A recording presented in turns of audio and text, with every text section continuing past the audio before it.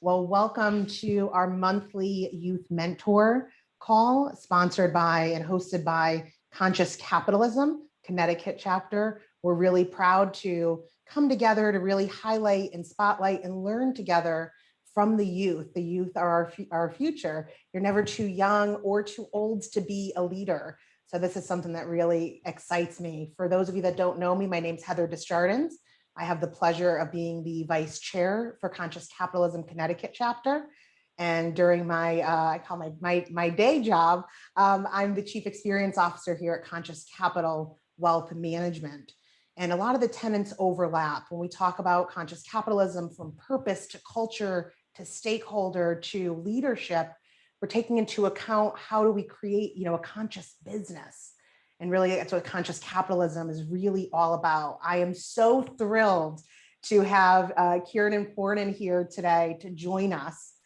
And Kieran when I started to ask Kieran, tell me a little bit about yourself, he says, I was a future lawyer gone rogue, meaning he was a farmer. And I just says, well, it blew me away to start off, but he co-founded Trifecta Ecosystem, which is a urban aquaponics farming group in 2012. And their mission is to feed ourselves using aquaponics. And they really wanted to gather and help others make the shift in their life. And nowadays, they're really focusing on creating cities that feed themselves, empowered by their technology, and creating the network of farmers and distribution channels.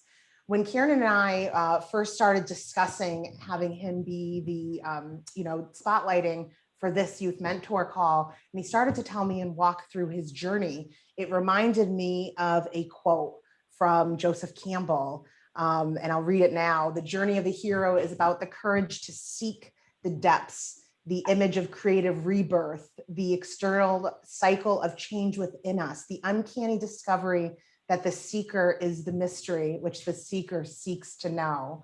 Really that the hero's journey, it's about the ups and downs, and it's really about stripping that and getting raw and really diving in and getting to know each other. So Kieran is going to take us through a little bit about his journey, and he will blush, but I say he is in the process of creating his hero's journey.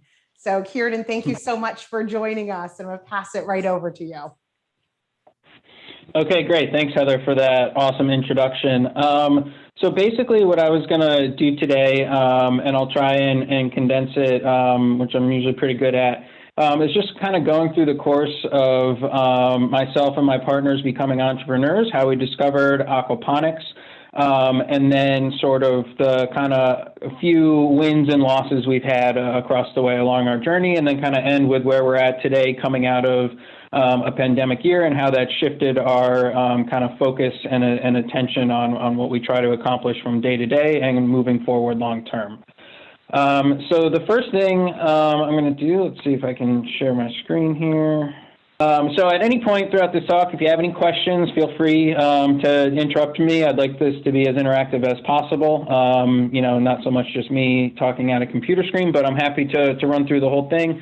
And then I'll leave about 15 minutes, about 12:45 at the end for us to go over any questions or open up just to talk further and network. So the first things first, when talking about my journey, is kind of understanding the aquaponics process and how we grow food. So if you're familiar with traditional agriculture, that most of the time plants are grown in soil, in the ground, in large fields, especially today with conventional agriculture. This is usually large farms that are monocropping and kind of supplementing fertilizer and other sort of treatments to get the plants from seed to harvest and safely in our grocery stores where we can buy them and then put them on our dinner table. There's a lot that's good about that sort of conventional paradigm. It brought us to where we are today. It allowed for urbanization and population centers, but then there's also some downsides to it where we sacrifice kind of quality of food and nutrient value in exchange for increasing the time before perishability and sort of transport and sort of growing food for the truck as opposed to growing food for the table. So we, we're interested in sort of shifting kind of that conventional paradigm as we see more and more people moving towards urban centers, especially before the pandemic.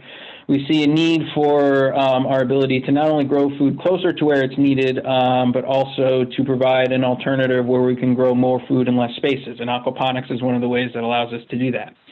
So myself and my co-founder, Spencer Curry, we discovered aquaponics while we were in college. For me, it was actually the result of a little bit of a health scare where I had some sort of abnormalities with my heart. I found out it was just a genetic thing and not anything really that I need to worry about. But through that process, I was starting to become conscious about food and what I was putting in my body and how that sort of translated to health and those things. And one of the things I discovered was sort of the amount of pesticides and herbicides and sort of, the chemical fertilizer treatments that goes into the most of the food we consume on our table.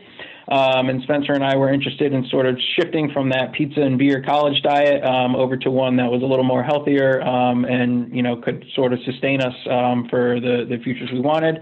But one of the problems was we were in the city, we were in Boston, and we couldn't grow our own food. So we discovered, through reading this book, 1491, about the Americas before the arrival of Columbus, how the ancient Aztecs and some of those other cultures did their agriculture. And what they used to do was sort of in these large lakes, they would, sort of encourage fish populations, and then they would actually build these compost channels in the lakes and grow food from there. And the fish would provide nutrients for the plants, and then the plants in turn would keep the sort of water quality pristine for the fish. And what we, sort of ended up doing was just the modern incarnation of that, which has been called aquaponics.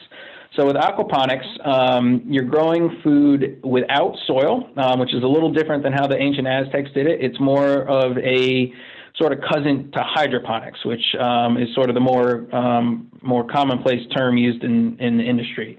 So both hydroponics and aquaponics are ways of growing food without soil. The big difference is in aquaponics, instead of supplying sort of a chemical fertilizer in order to provide nutrients for the plants, we grow fish, and they provide a natural source of fertilizer for the plants. So the fish, both through their waste and sort of breathing, they exhale ammonia, and that gets converted into a form of nitrogen that the plants use. And then the plants, by using that nitrogen, are actually filtering the water for the fish.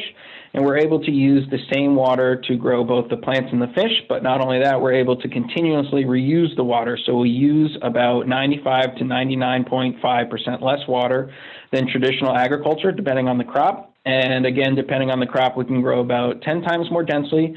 We can grow inside or outside or in greenhouses, and we can do it anywhere we have access to electricity and water. So pretty much, obviously, any urban environment, but almost just about any aspect of the globe, you can do aquaponics in some sort of capacity. So it really opens up kind of what we look at as farmland, what we look at as utilizable space that can contribute to the overall need for food in urban environments. So that's kind of the ins and outs in aquaponics. I'll get started with kind of our journey. We got started in college growing a little classroom system, or I say classroom, it was really a desktop system in Spencer's bedroom in our dorm apartment. And that's where we really caught the bug. We were just, trying to experiment and grow some different things. We grew a tomato plant and a mint plant, as our first two plants in his bedroom. And, we were in sort of a bad area in Boston where we had bars on the windows, and we were in an alley and we didn't have any real fresh sunlight. But just from that window system, we were able to get tomatoes, and we actually had chocolate mint that we turned into mojitos, as college students will do. And that sort of sparked the bug for us. So once we graduated college, we moved back home. We got our start in Spencer's backyard, just kind of building a system that we were just trying to grow food for ourselves. Again, this started not as a journey to start a business that could, impact the food infrastructure. It was really just, can we grow, some food to supplement our diets, eat healthier, and make that sort of lifestyle change. So we kind of got started in his backyard with this system. Hopefully my cursor is coming through. If you can see, this was where our fish were in this tall black tank with the metal cage around it. And then we had 6 4x4 grow beds that were growing, various things. At one point, we had over 72 varieties of plants, herbs, and vegetables growing out of this one system. So, it kind of surpassed our expectancy. This is a look at it in the first summer.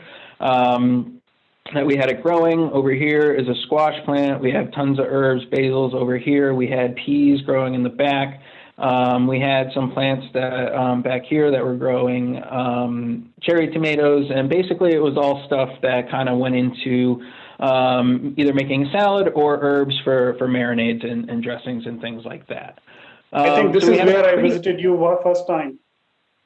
Yeah, yeah. So you saw this system probably when it was only a couple months old, Rupi. So you got in on the journey really from the get-go there, and you've seen quite the transformation since then. So I don't know if you were there before our first winter or after it, but this was kind of like our first sort of hiccup. Is we were growing food. But we knew aquaponics could handle, various environments, but we were a little unprepared for our New England winters. And I forget the exact year, but this was that year where we had like a week where it was, minus 10 degrees Fahrenheit at night for a couple of weeks. And we had some pipes freeze, some plants go out on us. We had our roof collapse one night when we got around 3 feet of snow. But the thing of it is that despite all that, you can still see plants were still growing. We were still able to, do harvests all year round. And, we learned we had to make some adjustments to keep going. But it really, again, this is shortly after that, right in the spring when everything's coming back. It really sort of proved to us kind of the power of aquaponics that two people who had no experience growing any plants at all before, whether it be food or otherwise, were able to just have this idea, make a system, and they were able to provide fresh produce for themselves and a couple of family members throughout the entire winter, despite, those hiccups we had. And then come spring, the system just flourished again, and we started to have more produce than we knew what to do with. So we started giving it away to friends and family and just kind of trying to show people what we were doing. And that's when the interest kind of, sparked in and people started coming out to see it, Reapy being one of them. And then, we decided to, say, hey, people seem to be really into this. Our friends and family were asking if they could, get stuff from us regularly. We started doing a little CSA, which for those who don't know stands for Community Supported Agriculture. A lot of local farms will do that these days, but it's just basically a way where you and the farmer kind of form a relationship where they're giving you a portion of their harvest as it comes every week throughout the season, and you kind of pay up front for that privilege, and in exchange you get a little more value than if you were going to buy that stuff week by week, weighing it out ounce by ounce. So we did that with friends and family, and we quickly ran out of capacity. So we had to move. Here's actually, Reefy, this might be when you were out there. This is one of our squash plants that actually we ended up having to grow through the door and outside in Spencer's yard. But, we just reached the capacity of the system, and the only limitation that we saw was we ran out of places to plant plants. We knew that this was thriving. We knew it was working. So we approached a local farmer in town who had some old greenhouses from the 70s and pieces on his property. And we built our first kind of commercial, or as we called it back then, community-sized aquaponics system. So this was up at Rob's farm in South Glastonbury, Connecticut, where we called home for a little over 3 years. And here you can see sort of our plant trough beds. So this is them without any rafts. So the way it works is the plants sit on a styrofoam raft with holes cut out. Their roots stay in the water, but the plant itself stays above water. So the only thing that actually is in the water is the root system. And then you can see we have some air lines that go in throughout the beds that provide oxygen to the root system, which gives them kind of the oxygen they need to grow, as well as all the nutrients are housed in that water from the fish, giving the plants all they need for food and energy to grow as big as possible, as quickly as possible, and as tasty as possible. So here's kind of some shots from Rob's farm. This was all kind of bootstrap, do-it-yourself stuff. Everything was built from what we could find at Home Depot. This fish tank back here was actually an old oil barrel from Rob's that we burnt out and then dropped a pond liner in to make it food safe. Everything was just kind of, an experiment at this time, and we were still trying to just kind of figure out the science behind aquaponics and kind of fine-tune the growing style and figure out what worked and didn't. But the thing that, kept coming back to us in our minds is not only was this something that people wanted to come out and see, but once they tried the food, they wanted it again and again and again. And that's sort of where the wheels started turning about this being a business. And not only were we getting, interest, from the produce side of things, but we also started doing videos kind of displaying aquaponics, walking people through the system, and we started to get the attention of schools and nonprofits who wanted to show this off to kids and sort of show them what the future might look like for them and sort of how they were growing.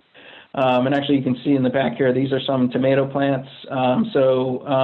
Anything that grows in soil can be grown in aquaponics. We've grown everything from corn and squash, cucumbers, tomatoes, obviously lettuce, leafy greens, kale, Swiss chard, herbs, every herb under the sun, basil, sage, rosemary,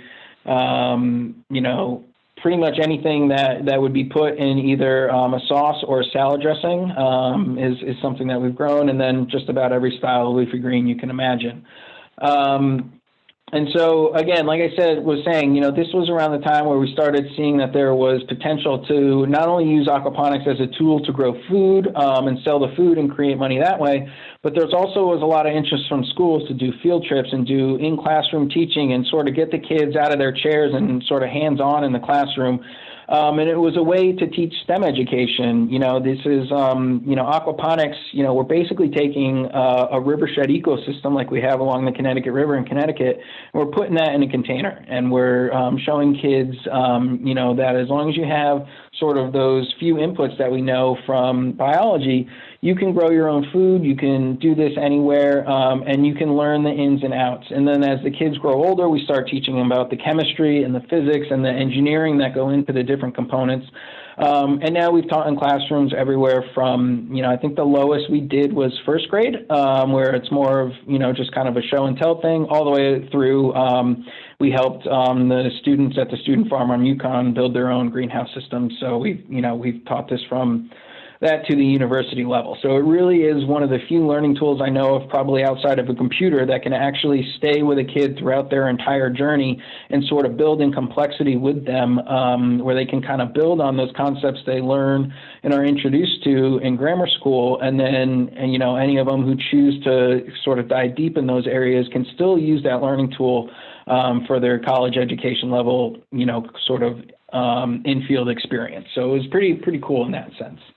So I'll just run through. These are some of the early systems that we built for classrooms. Today, they look a little different.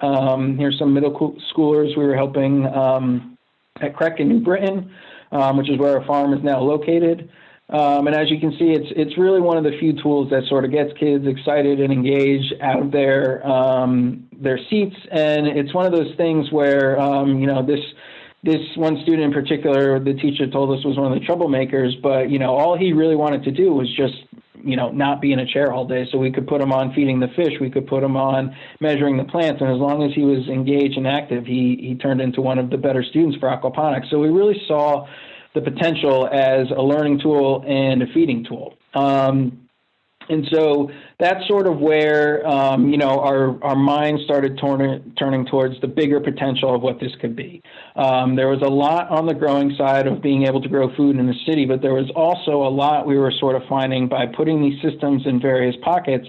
We started to identify what we later called hidden farmer groups. So this would be schools, this would be nonprofits, specifically those that dealt with individuals with disabilities or mental handicaps, senior centers, rehabilitation facilities, and a few others that we identified, where these are sort of groups that have infrastructure and buildings in cities and have a population who could benefit from the activity of growing their own food and could also contribute, by growing that own food, not only to their clients and their constituents, but also to the need of food in cities. And we sort of decided that if we could get enough of these networked hidden farmers together, we might be actually able to create a city that was capable of feeding itself. And that's kind of where that sort of tagline came that Heather mentioned at the start. So as we started talking about this idea and sort of bringing, we had this traveling system around, we started to get the attention of local politicians and nonprofits and thought leaders, in and throughout Connecticut. And we sort of used that to kind of garner momentum to hopefully get us to move from Rob's Farm back into an urban area.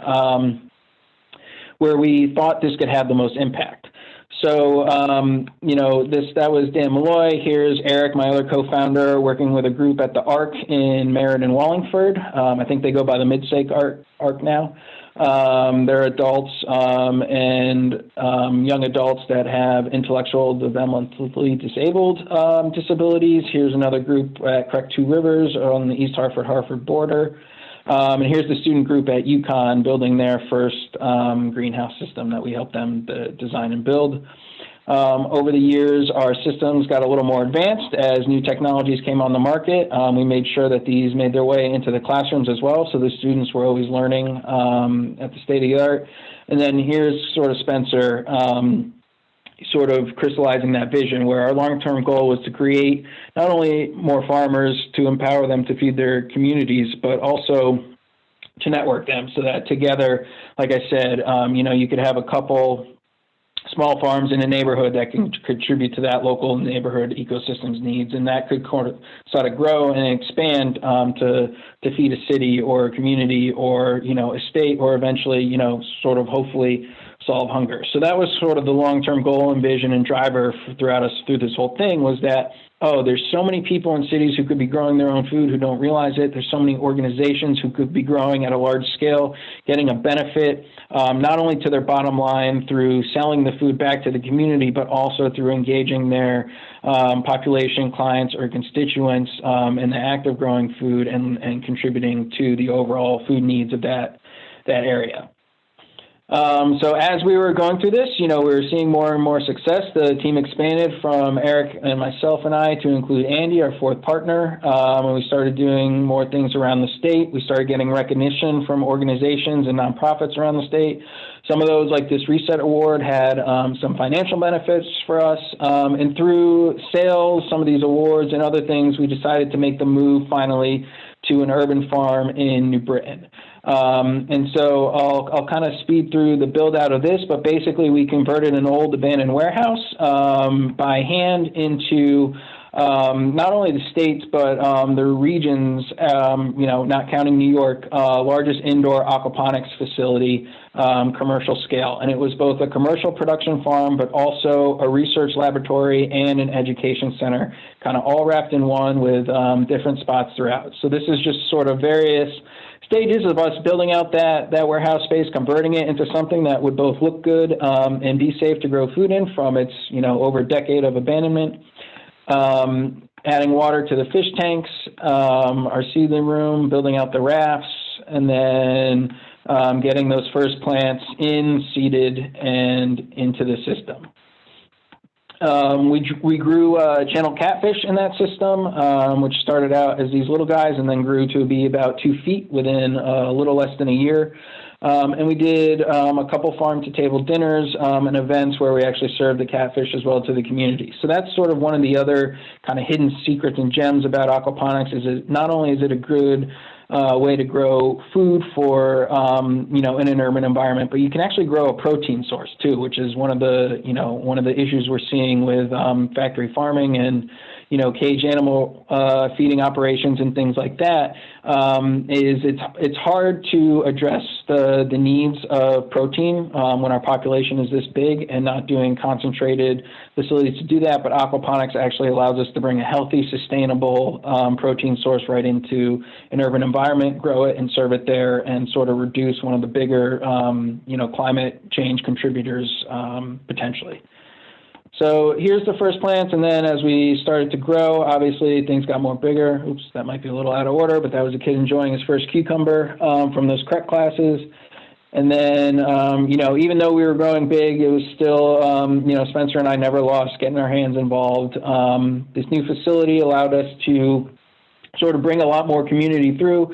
Showcase, we actually held the annual aquaponics conference in Hartford. I believe that was 2018. The years are sort of blending together, but it was the largest turnout that conference ever had. It was the first time they were able to tour an indoor farm, and it was a conference we had attended 5 years previously as novices, and now we were showcasing what we had done in those 5 years to the same people we had looked up to 5 years previously as sort of the leaders, and now we were at the head table with them. So it was pretty cool. The farm allowed us to do more on-site field trips and activities with schools. And because we were indoors, it allowed us to really hone in on our sort of growing capacity, capabilities, and really grow sort of the best produce that I've personally ever eaten. Our team continued to build. We continued to sort of do events around the state, sort of showcasing what we did, in Connecticut. And we, again, started to gain recognition of, various senators and leaders throughout the state of Connecticut, who, not only chose us as sort of an example of what, Connecticut innovation looks like, but we're really tackling sort of Connecticut's issue of only having, kind of 5 months where that we could grow produce, locally. And we're sort of changing that and sort of offering, an alternative for farmers who are looking for year-round production. So it was cool to be recognized for all that. Senator Chris Murphy came and did a talk in February. He was doing this Farmers in Conversations Across Connecticut series, and, he wanted to kick it off, and he didn't have a farm that was operational in February. And then they learned about us, and we were able to sort of solve that need for them and show that, even in the winter, Connecticut's still producing. So that was pretty cool. Here's, a couple more team members. Jill, Ann was in a previous photo. We eventually grew up to 10 team members shortly after this. And that's when we launched Weekly Harvest, which was kind of an update to that CSA program that we had. And so this was sort of supposed to be kind of the next inauguration of our farm. We had grown from this abandoned warehouse into this premier facility, but very quickly we had once again reached our capacity. So during this time, while we're still trying to grow our presence in the Weekly Harvest brand for a source of local food, we decided to make the move and purchase a farm in New Britain that had gone sort of defunct. It was the old Urban Oaks or Earth Farms in downtown New Britain. It's a 3-acre farm with a couple of greenhouses already built on it. And our plan was to sort of build that out over the past year. And then last fall, we were supposed to launch, a storefront, a whole new online store. But obviously, the pandemic kind of got in the way of that build out and that expansion. During this time, most of our revenue was coming from our school projects more so than our greens. I mean, the greens were contributing positively to the bottom line, but they certainly weren't sustaining the whole company. So when we lost the school revenues, when schools shut down last March, and, we're closed for basically any of our services for over an entire year, all this growth that we had been seeing over, the past 3 or 4 years came to a sudden halt. We lost during that time, a little before the pandemic, the funding that we had secured through the RWA, through differences sort of over what we were supposed to be doing with that money, despite, us following the written plan of record that we had agreed upon. And so it was just a couple of confluencing factors which led to us, unfortunately, having to really scale back operations. We had to sort of leave our Meriden facility because we could no longer afford the rent and the electricity bill there. We had to let a few of our team members go. Sorry, I'm a little behind here. And it was back to us just building out the system on the farm in New Britain. So here's some photos of that from our Instagram of that system getting up and running in the first greenhouse. And we were able to get that up and running and still serve our produce clients all last summer into fall. And then this past fall, winter rather, we shut the system down, and we're in the process of building it out and expanding it in our bigger greenhouse, and hopefully being able to sort of kickstart that whole project come spring, showcasing a new farm, new facility, but the same great produce and service and local, fostering of the ecosystem that we've been doing.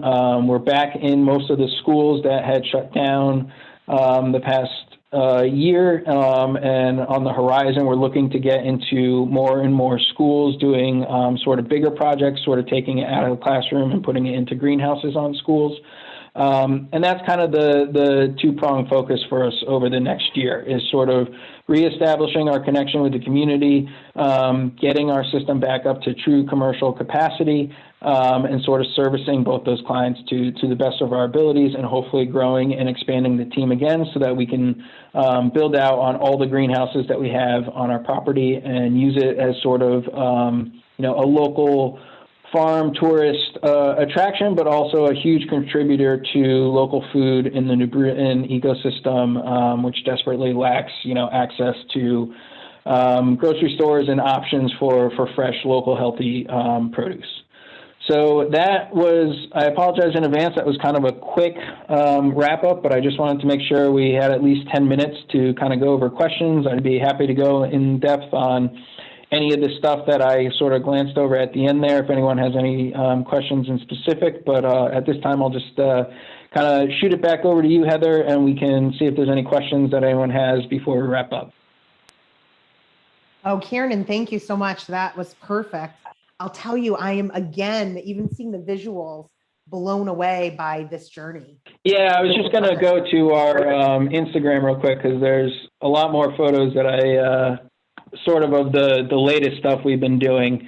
I didn't have too much in that slide deck. I thought I had a few more of the New Britain build out, but just basically to showcase, we're very much still involved in what we're doing around the state. Like here's some hazmat suit build out from Eric. But just because we've been sort of a little quiet, with being out and networking and the old circle of groups around the state that we used to attend quite regularly and talk at, doesn't mean that we've given up on the mission. If anything, we've kind of just rolled up our sleeves and dug a little deeper, and we're hoping to get right back to where we were hopefully this next year. Well, and it's such a testament to your mission, Kieran, and your love for it. I think when we spoke, I think you said, I'm not giving up. This is what I'm supposed to do. Something like that, right? When so many individuals will push, and then all of a sudden they run into this hurdle, and they say, okay, like they throw up their hands. It's the hero that perseveres, saying, okay, maybe now it's time for me to really focus.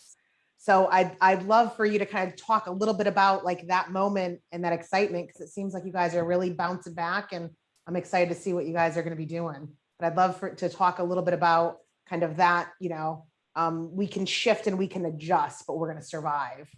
If you have any kind of wisdom through that. So many people experience that as entrepreneurs. Yeah, definitely. I think, especially this past year, it was very beneficial that we had, sort of 8 years of entrepreneurial experience, before the pandemic hit. I don't know if this was the first or second year in the journey and that happened, if we would have persevered or sort of had the confidence in ourselves to know that we could probably figure out a way to make it all work.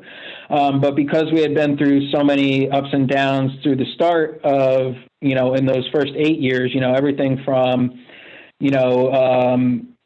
just, losing funding, losing, all the times we lost crops where, we had promises out to customers where we were going to make deliveries, and we had to call them up and say, there was a pest infestation or just, something happened coming to the farm and seeing that all the water had drained out of the system overnight. There were so many hurdles that we overcame throughout our time that, adding one more obstacle kind of in our way wasn't going to be the thing that we're going to allow be the nail in our coffin. So, yes, the entrepreneur's journey is full of these sort of ups and downs where, at certain times everything seems great and you can't imagine anything going wrong. And then at other times, everything is going wrong and you can't imagine a single thing going right. This past year was definitely one of those times where it's just like, okay, how many more punches to the gut can we take? And it really did take a time. It was the first time in a few years where we had a serious conversation about actually maybe stopping the business. But all of us decided that, even if we had to figure out other means to survive, there wasn't any way we were going to stop doing aquaponics personally, and if we're not going to stop doing it personally, why should we stop trying to do it professionally?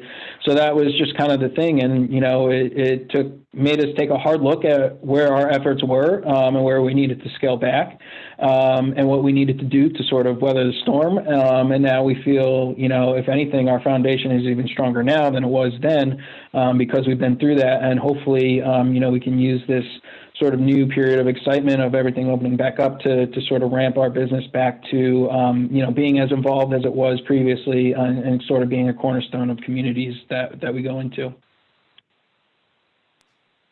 Oh, Kieran, that's fantastic. Do you have any advice for maybe entrepreneurs that are at that moment, right? Of should I keep going or should I turn back? In your experience with that, that you kept going, do you have any advice to share with the entrepreneurs out there? Yeah, I mean, I think the biggest thing that I would want to hear if I was an entrepreneur who was kind of facing that hurdle is that there is no wrong decision. You got to have a hard look in the mirror and decide where your priorities lie. We were fortunate in being young. For the most part, all of us were single. We didn't have families started yet. We could kind of weather and sacrifice in a lot of areas of life that other people flat out can't do. So it made some of the perseverance decisions a little easier to make. At the same time, if you're looking at it at yourself and you just, you like what you do, but you liked it as a hobby and you're 2 years into it and you find out you really don't like it as a career and you'd rather not have the 24/7 stress of, can I pay my employees this Friday? Is this check that I just wrote going to clear to our distributor that we, purchase tanks from? All those things. If you'd rather just not have those worries when you're going to bed at night, that's a fine decision too. There is no wrong decision. There's I think sort of been, over the past couple of years, this glorification of the entrepreneur's journey, where maybe not everyone's sort of, being honest about what it takes and the sacrifices that it take. And, it's just not for everyone. I think, that would be what I would want to hear. And I'd also want to hear that, perseverance does win at the end. If you put your head down and you're committed to it and you really give it everything you have, at the end of the day, perseverance goes a lot farther than innate talent or, a good idea. It's those who refuse to give up that usually end up making it. And that's sort of been our mantra all along is, as long as everything makes sense and we can project, a plan that works out financially, then we're gonna stick to it and keep going for it because we can't envision ourselves really doing anything else. Even if this fails 5 years from now, I'm going to be growing food aquaponically for the rest of my life. And probably trying to get others to do it too. So that's sort of where we came in and just decided, well, if that's the case, then we should, keep trying, keep pushing forward because we've got a good foundation here and it'd be a shame not to, capitalize on what we've done so far. Oh, that's beautiful. Oh, Judy, please. Kieran, what a great story. Congratulations on your success. And a great story, both from the environmental perspective and from the entrepreneurial journey. You're right on the money with it's not right for everyone. What are your future goals? What's coming up for you? Yeah, so I mean, we want to really get more involved with the schools, like I said, but what we'd really like to do is get involved more at, I guess, sort of the collegiate level or just larger projects. We have conversations with CCSU going right now, who's less than a mile from us, about doing, kind of an apprenticeship program where they supply students, and over the course of, their 2 to 3 years, or 4 years at Central, they become involved and sort of use our farm as a training ground to sort of try different entrepreneurial products and can use our produce and, our marketing team to kind of help them with that.